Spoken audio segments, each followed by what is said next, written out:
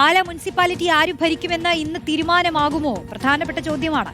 തെരഞ്ഞെടുക്കപ്പെട്ട അംഗങ്ങളുടെ സത്യപ്രതിജ്ഞ പൂർത്തിയായെങ്കിലും ഇടതോ വലതോ ആര് പാലാ ഭരിക്കണമെന്നതിൽ വ്യക്തത വന്നിട്ടില്ല.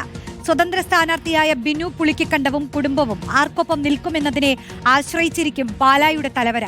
ഇന്ന് ചേരുന്ന ജനസഭയ്ക്ക് ശേഷം തീരുമാനം അറിയിക്കുമെന്നാണ് ബിനു പുളിക്കക്കണ്ടവും കുടുംബവും വ്യക്തമാക്കുന്നത്. ഇടത് വലത് മുന്നണികൾ ഇവരെ പാളയത്തിലെത്തിക്കാനുള്ള നീക്കങ്ങൾ നടത്തുന്നുണ്ട്.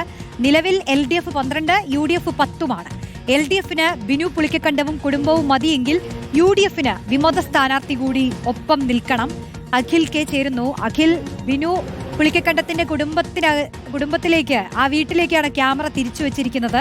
തീരുമാനം അത് വളരെ നിർണായകമാണ്.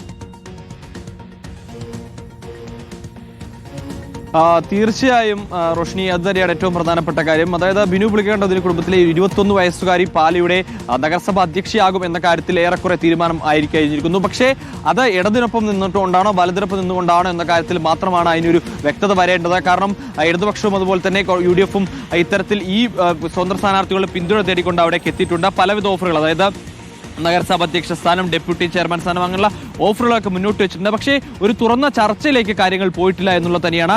അതിന് ബിനു പുളിക്കക്കണ്ടവും കുടുംബവും ഇതുവരെ തയ്യാറായിട്ടില്ല. കാരണം ഈ സ്വതന്ത്ര സ്ഥാനാർത്ഥികളിൽ നിന്ന് മത്സരിച്ച് വിജയിച്ചതുകൊണ്ട് തന്നെ ആ വാർഡിലുള്ള ജനങ്ങളുടെ പൊതുവായൊരു അഭിപ്രായം തേടണം എന്നുള്ളത് തന്നെയാണ്. അത് നേരത്തെ തന്നെ പല ആളുകളെയും ഈ ഫോൺ വഴിയൊക്കെ ബന്ധപ്പെട്ടിട്ടുണ്ട്. ഇന്ന് എന്തായാലും ഈ 4:30 ഒരു യോഗം ചേരുന്നുണ്ട്. ഈ 4:30 ചേരുന്ന യോഗത്തിൽ ആളുകൾ അവരുടെ അഭിപ്രായം അറിയിക്കും. അതിനെ ക്രോഡീകരിച്ചുകൊണ്ട് ആർക്കൊപ്പം നിൽക്കണം എന്നതിലൊരു കൃത്യമായ ഒരു വ്യക്തത, അതായത് ഒരു 22-ാം തീയതി 23-ാം തീയതിക്ക് മുൻപായി തന്നെ കൃത്യമായി അതിലൊരു തീരുമാനം എടുക്കുമെന്നാണ് ബിനു പുളിക്കക്കണ്ടവും കുടുംബവും പറയുന്നത്.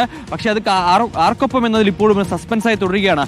ഈ LDFനെ സംബന്ധിച്ചോളം ബിനു പുളിക്കക്കണ്ടവും കുടുംബവും ആ 3 സീറ്റുകൾ കിട്ടിയാൽ കേവല ഭൂരിപക്ഷമൊക്കെ മറികടന്നുകൊണ്ട് ഭരിക്കാം. പക്ഷേ ഏറ്റവും വലിയ തലവേദന അവിടെ UDFനാണ്. കാരണം UDFന്റെ വിമത സ്ഥാനാർത്ഥിയെ മത്സരിച്ച് വിജയിച്ച മായ രാഹുൽ അവിടെ നിൽക്കുന്നുണ്ട്.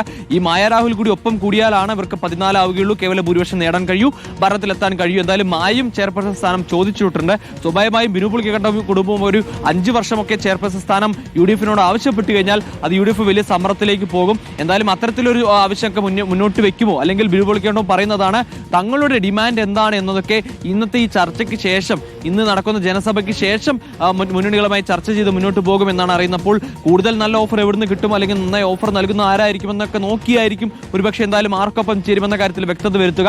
നേരത്തെ ഈ UDF ഒരു കാര്യമൊക്കെ ചെയ്തിരുന്നു. അതായത് ഈ തെരഞ്ഞെടുപ്പിലേക്ക് ബിനു പുളിക്കക്കണ്ടവും ഈ LDFനെതിരായി മത്സരിക്കുന്നു എന്ന് അറിഞ്ഞപ്പോൾ തന്നെ അവിടെ 3 സീറ്റിലും UDF സ്ഥാനാർത്ഥി നിർത്തിയില്ല. പക്ഷേ അത്തരത്തിൽ